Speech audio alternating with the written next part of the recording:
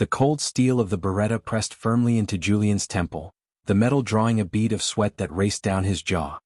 He sat paralyzed in his velvet-lined VIP booth, the heavy scent of gunpowder and expensive cologne thickening the air.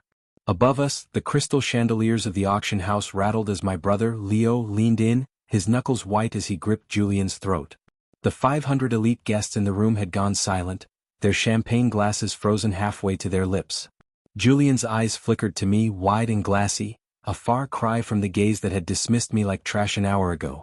Leo didn't blink. He just tightened his hold until Julian's face turned the color of bruised plums. I didn't always have a monster for a brother. For years, I believed I was just Mia, the girl who worked 2 jobs to afford a single pair of designer heels. I fought to belong in Julian's world, enduring his mother's sneers and his friends' cruel laughter, all for a man who eventually threw me away the second a better bloodline came along. I was supposed to be the victim tonight, the poor ex-girlfriend they could mock at the charity gala. But as Leo's men sealed the exits with heavy chains, the room realized the girl they had ridiculed was the only person who could stop the massacre. This is the moment Julian learned that some poor girls have brothers who own the dark. An hour earlier, I stood in the lobby of the Grand Pierre, my fingers trembling as I smoothed the fabric of a thrift store dress. I had one goal: hand Julian the keys to the apartment we once shared and leave with my dignity. The marble floors clicked under my heels as I spotted him. Julian stood in a circle of heirs, his tailored tuxedo fitting like a second skin. He didn't see me until I was 3 feet away. When he did, his lip curled. He didn't greet me, he signaled the waiter to step between us as if I were a stray dog. "Security is slipping if they let the help use the front door," Julian said, loud enough for the heiress on his arm to titter. He didn't reach for the keys I held out. Instead, he took a sip of his vintage scotch and looked me up and down. "Take the back exit, Mia. You're staining the atmosphere." I didn't flinch. I placed the keys on a passing silver tray and turned to leave. But Julian wasn't finished. He reached out, grabbing my wrist, his grip leaving red marks on my skin. He leaned in, his breath smelling of peat and arrogance. "I heard your rent is due. If you stay and serve drinks, I'll tell the manager to triple your tips. It's more than you'll make in a month at that library." The laughter of the surrounding heirs was like a physical weight. I pulled my arm back, my skin stinging. I walked toward the exit, my head held high, even as my vision blurred. I stepped out into the rain, the neon lights of the city bleeding into the puddles. A black SUV with tinted windows sat idling at the curb. The door opened before I could reach for my umbrella. A man stepped out, his charcoal suit absorbing the light. "Leo." He looked at my wrist, then at the tears I refused to let fall. He didn't ask what happened. You didn't have to. "Get in the car, Mia," Leo said, his voice a low vibration that made the air feel heavy. He signaled to the 4 men standing behind him, their faces masked by the shadows of their brims. "The auction hasn't started yet. We wouldn't want to miss the main event." I hesitated, my hand on the leather seat. I knew Leo was dangerous. I'd seen the scars on his back and the way men crossed the street when he walked by, but I never knew the scale. He reached into his pocket and pulled out a heavy gold ring, the crest of the Moretti Syndicate glinting in the dark. He slid it onto his finger. The transformation was instant. He wasn't my brother anymore. He was the man who controlled the docks, the banks, and the breaths of his enemies. He looked back at the Grand Pierre, his eyes turning to flint. Julian was on stage, laughing as he prepared to bid on a 10-carat diamond when the power cut. The emergency lights flickered on, casting blood-red shadows across the ballroom. The heavy oak doors burst open, the hinges screaming as they were kicked from their frames. Leo walked down the center aisle, the clicking of his boots the only sound in the room. He didn't look at the crowd. He looked at Julian. I followed behind him, my damp dress clinging to me, but my shadow was now cast by the men who held the city's pulse in their palms. Julian's gavel dropped, the wood splintering against the podium as he saw the dragon tattooed on Leo's neck. If you think Mia deserved to see the man who humiliated her crumble, hit the like button so this story reaches the people who know that blood is thicker than status. Julian's hand went to his throat as Leo vaulted onto the stage. The heirs in the front row scrambled back, their chairs toppling onto the polished floor. Leo didn't use a weapon yet. He just closed the distance in 2 strides and grabbed Julian by the lapels of his $5,000 jacket. Julian's heels dangled inches off the stage. "You have something to say about my sister's tips?" Leo asked, his voice a whisper that carried to the back of the room.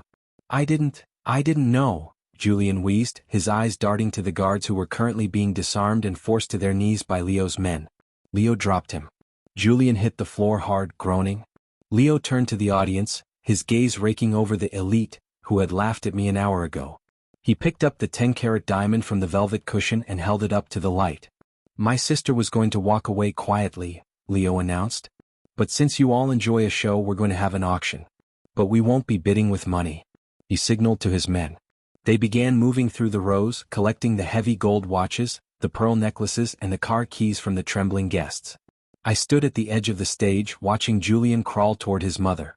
She didn't reach for him. She was too busy trying to hide her emerald earrings in her silk gloves.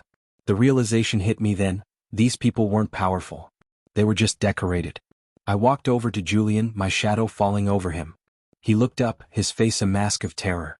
I didn't say a word. I just reached down and took the vintage scotch from his hand, pouring the amber liquid slowly over his head. The back exit is that way, Julian, I said, pointing toward the service doors. Try not to stain the atmosphere on your way out. Leo stepped beside me, his hand resting on the hilt of the blade tucked into his belt. We're leaving, Mia. But first, we take what's ours. He looked at Julian's mother. Your family's shipping company? It's been seized. The docks don't move for ghosts. The room erupted into quiet sobs as we walked out. But as we reached the lobby, the main doors didn't open.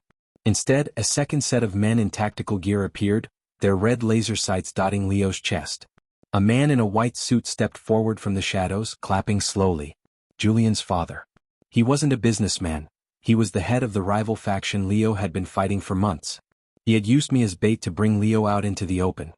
Did you really think it would be that easy, Moretti? The man asked, his voice echoing through the marble hall. You brought your sister to a slaughterhouse. Leo shoved me behind him, his body a wall of muscle and scars. If a single hair on her head is touched, I'll burn this city until the dirt turns to glass. The air crackled with the tension of 50 guns being cocked at once. I looked at the exit, then at Leo's back. I realized then that the poor girl was never the victim. She was the prize in a war I didn't understand. The standoff felt like an eternity.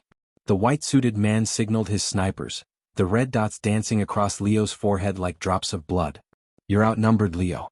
Give me the ledger and the girl can walk. Stay, and you both end up under the Pierre's foundation. Leo didn't move. He reached into his inner pocket. The guards tensed, fingers tightening on triggers. But he didn't pull a gun. He pulled a small black detonator. He smiled, a flash of white teeth in the gloom. I didn't come here to win a gunfight. I came to level the playing field. He pressed the button. A deafening roar shook the building. The floor beneath the rival guards buckled as the basement support beams were vaporized. Dust and plaster rained from the ceiling, blinding the snipers. Leo grabbed my hand, pulling me through the debris. Run, he hissed. We burst through the side service entrance, the cool night air hitting us as the Grand Pierre began to tilt. We dove into the SUV, the engine roaring as the driver floored it.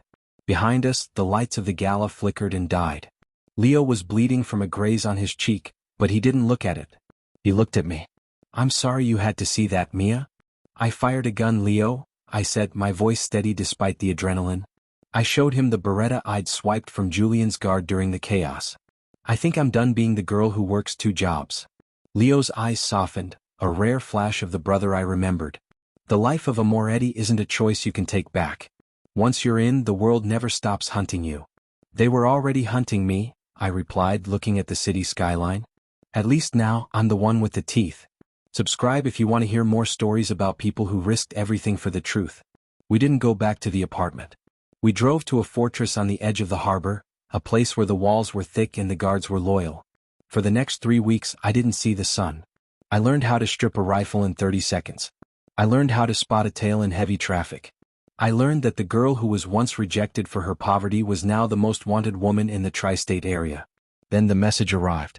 It was a video sent to Leo's private line. It showed Julian. He wasn't in a tuxedo anymore. He was tied to a chair in a damp basement, his face unrecognizable from the beating he'd taken. His father's voice came from off-camera. You took my shipping lines, Moretti. I'm taking your sister's future. 1 finger at a time until you show up at the warehouse on Pier 9. Leo smashed his glass against the wall. It's a trap. He wants the whole family in one spot. I'm going, I said, standing up from the table where I'd been cleaning my weapon. No, Leo growled. You stay where it's safe. They think I'm the weakness, Leo. They think I'm still the girl who cried in the rain. I walked over to him, looking him in the eye. Use me. Let them think you're coming to save a victim. By the time they realize I'm the one holding the detonator, it'll be too late. If this story broke your heart the way it broke mine, leave a like so I know to tell more stories like this. Pier 9 smelled of salt, rust, and the metallic tang of blood. I walked down the center of the warehouse, my hands bound with zip ties that I had already loosened with a hidden blade in my sleeve. Julian's father stood in the center of the room, flanked by 20 men. Julian was slumped in the chair beside him, whimpering. "Where's Leo?" the man demanded, his eyes searching the rafters. "He's not coming," I said, my voice echoing in the vast space. "He decided the shipping lines were worth more than a sister." The man laughed, a dry, rasping sound. "I knew he was a snake. Well, if he won't pay, you will." He signaled to his man. The guard stepped forward, a heavy blade glinting in the dim light. He grabbed my hand, forcing it onto the wooden table. I didn't scream. I didn't plead. I looked the man in the eye and whispered, "The thing about being poor is you learn how to hide things." I flicked my wrist. The zip ties fell away. In one fluid motion, I pulled the ceramic knife from my garter and drove it through the guard's hand, pinning it to the table. At the same moment, the crates behind me exploded. Leo and his team swarmed through the gaps, silencers huffing as they dropped the guards before they could even raise their weapons. I didn't go for the father. I went for Julian. I grabbed the chair and flipped it, sending him sprawling. I stood over him, the ceramic blade held to his throat. "I don't need my brother to protect me, Julian. I just needed him to give me a chance to show you who I really am." Julian's father tried to reach for his holster, but a red dot appeared on his chest. Leo stepped out from behind a pillar, his rifle leveled. "It's over. Your men are dead or gone. And your son? He's in my sister's hands now." The man dropped his gun, his face sagging. "What do you want?" I looked at Leo, then back at the man who had treated the city like his personal board game. I didn't feel anger anymore. I just felt a cold, sharp clarity. "I want you to watch," I said. I sliced the ropes holding Julian. He scrambled back, sobbing, clutching his father's leg. I tossed the knife onto the floor between them. "Take him and leave. If I see either of you in this city again, I won't send my brother. I'll come myself." We watched them flee into the night, two broken men in a world that no longer had room for them. Leo walked over, his boots crunching on the glass and brass. He put his arm around my shoulder. "You did well, Mia." "I didn't kill them," I said, looking at the sunrise over the water. "You did something worse," Leo replied. "You gave them their lives back, knowing they have nothing left to fill them with." We walked out of the warehouse together, the poor girl and the Mafia boss, stepping into a world that finally knew my name. I wasn't the victim. I wasn't the scholarship girl. I was a Moretti. And the city was finally quiet. The mahogany table was long enough to host a funeral, and for the 12 men sitting around it, it felt like one. I walked into the Moretti headquarters wearing a suit the color of dried blood, my footsteps swallowed by the thick Persian rugs. Leo sat at the head of the table, but he didn't stand. He didn't have to. The air in the room shifted the moment I pulled out the chair directly opposite him, the seat reserved for the underboss. "The waterfront is bleeding," spat Silvio, an old guard who had served my father. He didn't look at me, he looked at the cigar ash on his plate. Julian's father left a vacuum, and now the street gangs are picking at the shipping crates like vultures. "We need a soldier there, Leo. Not a student." I didn't wait for Leo to defend me. I opened the black leather portfolio I'd been carrying. I slid a single photograph across the polished wood. It was a picture of Silvio's private offshore account statement, printed 3 hours ago. The table went silent. Silvio's face drained of color, his cigar freezing halfway to his lips. "The vultures aren't the problem, Silvio," I said, my voice cutting through the tension like a razor. "The problem is the person leaving the warehouse doors unlocked in exchange for a 5% kickback from the rival syndicate. You've been selling our protection for months."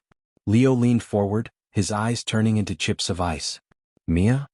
"I tracked the digital footprint through the library server, the one Julian mocked me for working at," I continued. "He thought I was sorting books. I was actually mapping the flow of every illicit dollar in this city. Silvio, you're not just a traitor. You're a bad accountant." Leo didn't have to give the signal. 2 men stepped from the shadows behind Silvio. The old man tried to speak, but his voice was a strangled croak. As they led him out, I looked at the remaining men. I didn't see allies, I saw variables.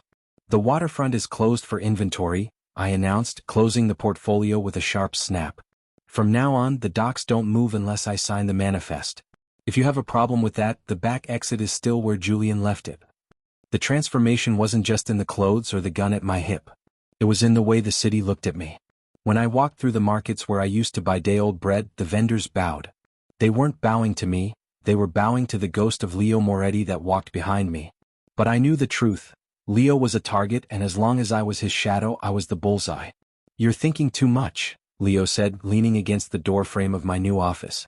The room smelled of fresh paint and gun oil.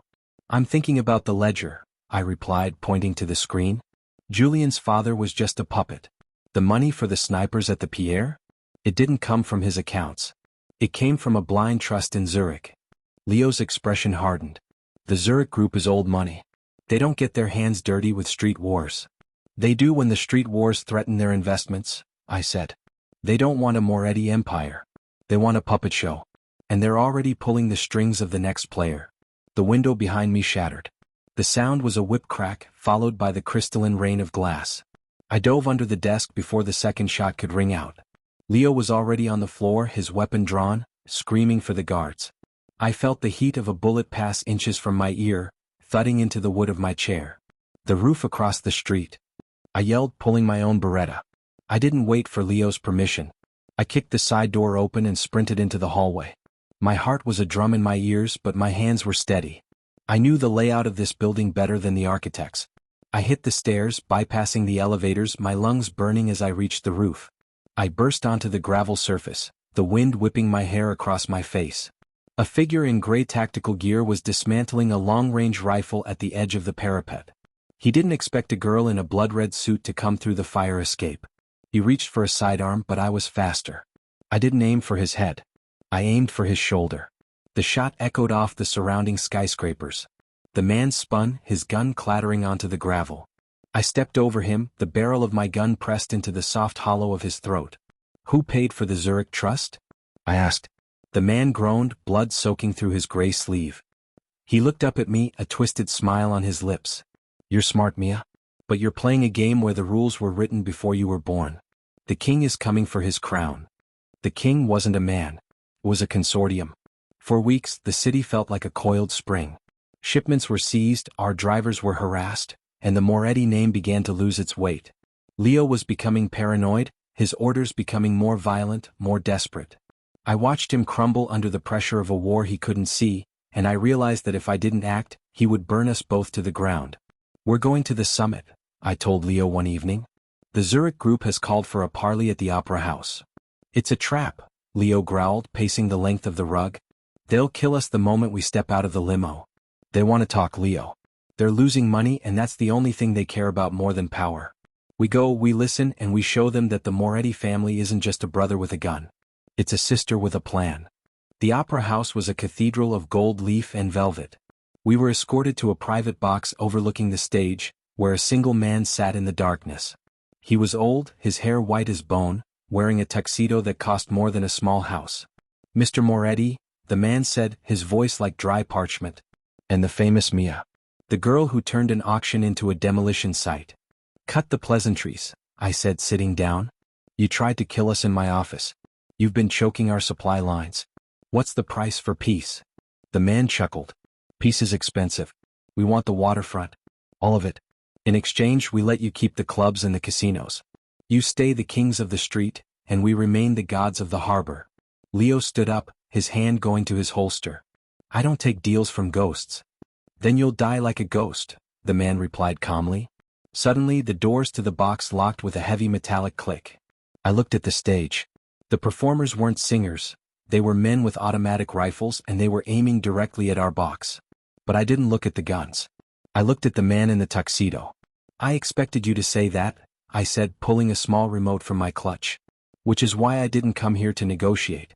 I came to show you the ledger you thought was deleted." I pressed a button. The giant digital screen behind the singers on stage flickered to life. It didn't show a backdrop. It showed the private bank records of every man in the Zurich consortium, linked to the very gangs they claimed to despise. "If I don't check in every 10 minutes, I whispered, "this data goes live to the Federal Bureau. You won't just lose the harbor. You'll lose your freedom. And your gods don't do well in prison. If you believe the quiet brother was the real hero all along, drop a like so the algorithm knows the story matters." The man's composure finally broke. His fingers twitched on the armrest. "You're bluffing." "Try me," I said, my thumb hovering over the second button. "The music is about to end, and I'm the only one who knows the encore. Next step. Would you like me to write the final 4 chapters where the Zurich group retaliates and Mia must choose between saving Leo or saving the Moretti legacy?" The silence in the opera box was more terrifying than any gunfire. The old man, Mr. Choi, stared at the screen, his face a mask of calculated fury. He knew I wasn't bluffing. The data wasn't just damning, it was irreversible if released. The men on stage with rifles lowered their weapons, their eyes flicking nervously between their boss and the glowing screen. "What do you want?" Choi's voice was a guttural growl, stripped of its cultured veneer. "The waterfront is ours," I stated, my thumb still hovering over the remote. "Your men vacate by sunrise. Your shipping routes become Moretti territory. And Julian's father's assets? They become compensation for services rendered." Leo, who had been a silent, coiled spring beside me, finally moved. He leaned in, his voice a low rumble. "Mia, don't push too hard. We can't afford an all-out war with Zurich." I didn't look at him. I kept my gaze fixed on Choi. "This isn't a negotiation, Leo. It's a surrender. The minute that data goes public, every asset you have is frozen. Your gods will be begging for ramen in prison. You have 10 minutes to comply, or the performance begins." Choi's eyes narrowed, a predator calculating its odds. He reached for a hidden earpiece, speaking in low, urgent tones. Minutes crawled by. The digital clock on the stage screen ticked down, a stark red reminder of the impending doom. At the 2-minute mark, Choi nodded, a barely perceptible movement. "Done. The waterfront is yours. The assets will be transferred by dawn. But remember this, Mia Moretti. You may have won this battle, but the war for the city has just begun. There are older dragons than us." I nodded, a cold satisfaction spreading through me. I didn't press the second button. I handed the remote to Leo. As we walked out of the opera house, the singers stood aside, their faces grim. Julian's father was already gone, a ghost that had evaporated into the night. We stepped into the waiting limo, the city lights a blur. "You risked everything," Leo said, his voice flat. "For the waterfront." "No," I replied, looking at my reflection in the window. "I risked everything for our name. And for the city. It's not just yours anymore, Leo. It's ours." But the victory felt hollow. Choi's words echoed in my mind, older dragons. The game was far from over. The quiet didn't last. The transfer of assets from the Zurich group was smooth, almost too smooth. The waterfront, now under Moretti control, felt like a gleaming new weapon in our arsenal. But weapons attract attention. Whispers started circulating through the city's underbelly, tales of a new power rising, a woman who moved through shadows with her brother's ruthlessness and her own terrifying intellect. One evening, a week after the Opera House showdown, Leo received an invitation. It was stark, elegant, and bore no return address, just a single stylized symbol of a coiled dragon. "The Busan Elders," Leo breathed, his knuckles white as he held the card. "The ones who truly run this city from the shadows. They never interfere. Never." "They're interfering now," I said, taking the card. "They want to meet you. At the old tea house in the mountains." "It's a trap, Mia," Leo insisted, pacing the office. "They want to see if the new Moretti is strong enough to stand against them, or if you're just a temporary inconvenience. If I go, they'll test me. And if I fail, they'll take us both out." "Then I go," I stated. Leo stopped, his eyes fixed on me. "Are you insane? They'll see you as the weakness, the upstart. They'll carve you up and send pieces back to me as a warning." "No," I countered, walking to the window, looking out at the city we had fought so hard to claim. "They'll see the fire. They'll see that the Moretti family isn't just about blood, Leo. It's about evolution.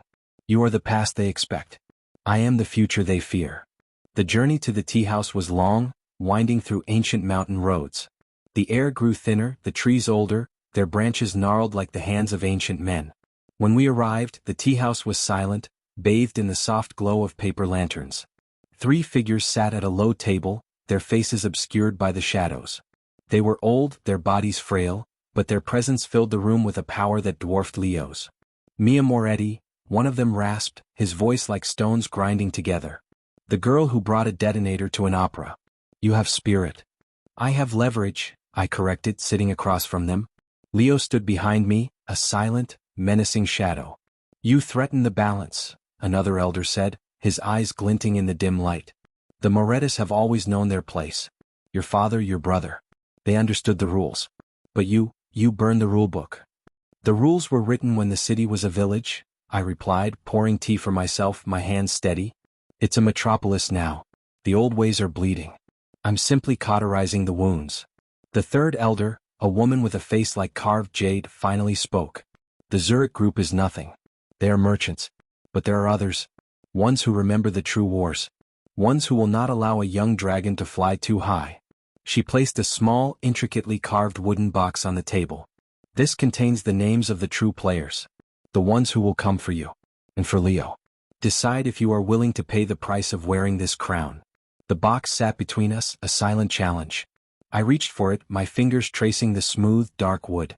Inside, I knew, lay the blueprints to a war that would make Julian's betrayal seem like a playground squabble. I opened the box. Inside, on parchment as thin as silk, were 3 names. Not syndicates or cartels but families.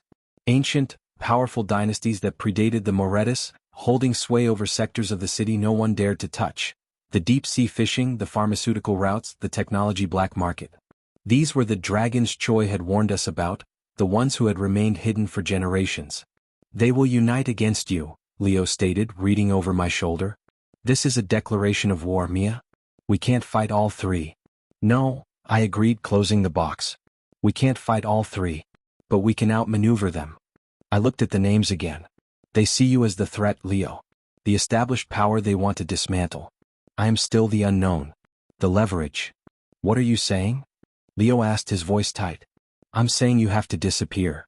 Leo's jaw hardened. He was a Moretti, bred for confrontation. Disappearing was an admission of defeat. I don't run, Mia.